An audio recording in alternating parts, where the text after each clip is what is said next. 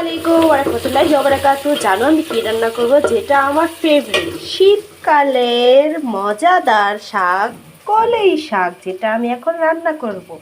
এখানে আমি রসুন, পেঁয়াজ, একটু শুকনো মরিচ, কাঁচামরিচ দিয়ে সবটি দিয়ে দিয়েছি। একটু হালকা একটু বাদামি কালার করে নেব ভেজে।